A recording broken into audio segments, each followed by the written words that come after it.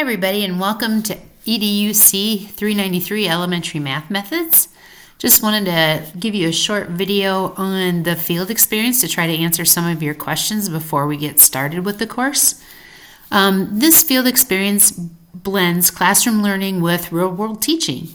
You'll spend a minimum of 10 hours observing and teaching elementary mathematics.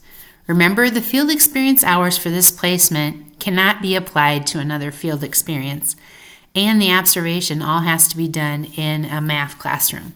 So that's like saying, oh, I'm going to go see this teacher teach second grade, and she'll teach second grade ELA and then second grade math. Well, you can't stay for the second grade ELA portion of it, just the math portion. So that's kind of explaining how you need to do that observation. So let's break down the experience itself. So first, the observation.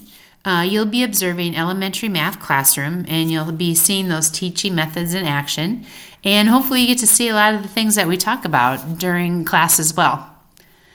For this, you'll need to do, you'll teach one lesson that you have prepared under your cooperating teacher's guidance. So you will most generally, this is how it's done most of the time, be using the math curriculum that particular teacher that you're observing uses. And you and him or her will sit down and prepare one lesson for you to teach. And then you'll go ahead and do that. And then also you'll have a reflection portion of it.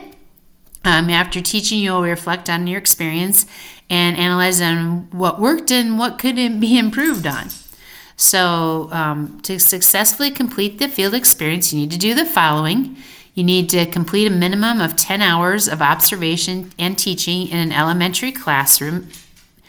Then you'll need to complete and submit all required classroom visit logs in Canvas, and that's the second one right here. You'll need to submit a time log that documents your 10 hours in the classroom, and your cooperating teacher will then verify those hours with the evaluation survey. And to ensure your cooperating teacher, this is your kind of help your teacher with this, you want to make sure that your cooperating teacher completes the cooperating teacher lesson plan feedback and the cooperating teacher overall feedback forms within the evaluation survey. These assignments, these last two here, they're worth 0 points, but these two assignments will be marked as complete by me when they have been submitted in the course. Or excuse me, when your cooperating teacher has submitted those documents. And then you need to complete the student evaluation and field experience online in Canvas. So if you don't do any of these things, to be a failure to complete any of these requirements will result in failing the course.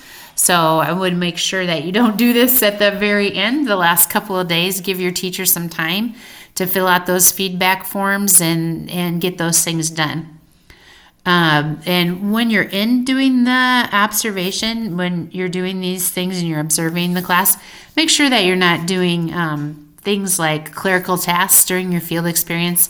You want to focus on interacting with those students and being put into place what you've learned and then what you will learn in the classroom.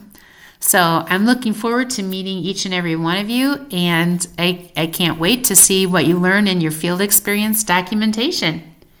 Thank you very much.